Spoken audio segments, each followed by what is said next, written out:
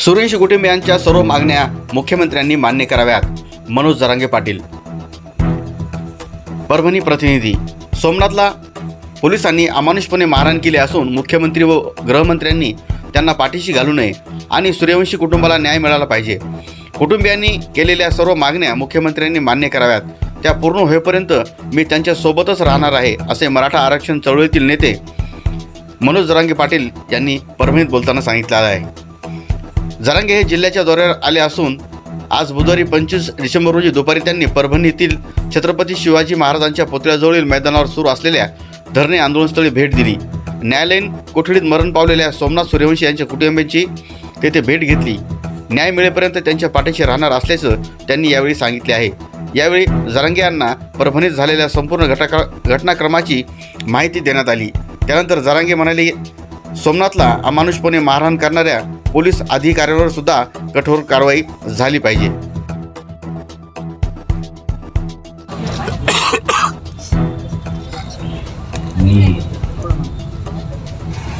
मी इथं काय भाषण करायला नाही आणि मी भाषण करत नाही.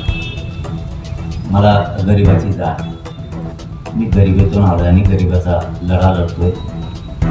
हे उभं राज्य आपलं होतं.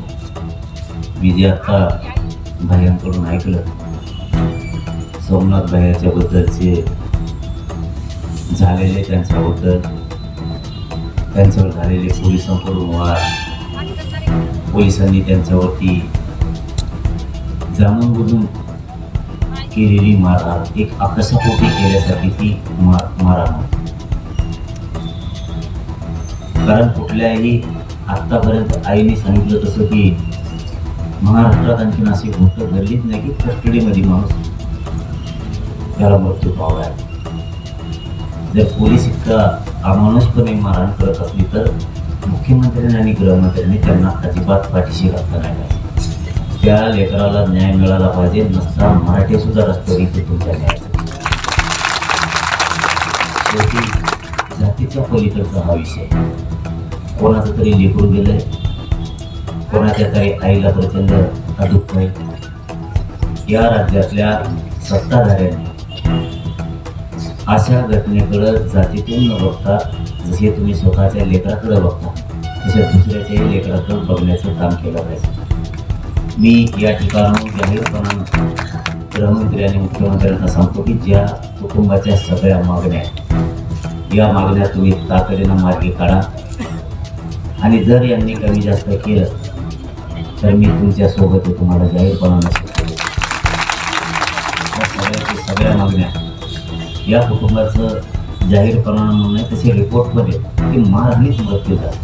मग तुम्ही अटॅक आला कसं म्हणू शकतो? जर रिपोर्ट तशी असती तर एक जबाबदार मुख्यमंत्री म्हणून, गृहमंत्री म्हणून तुमची जबाबदारी की या कुटुंबाला न्याय देणं. मी एका शब्दातच सांगतो की या ज्या कुटुंबाच्या सगळ्या मागण्या आहेत, या सगळ्या मागण्या मान्य होईपर्यंत मी तुमच्यासोबत आहे. मी हातात आणि मी एकदा शब्द दिला तर मी मागे सरकार नाही. आपला माझा धंदा धावलेला.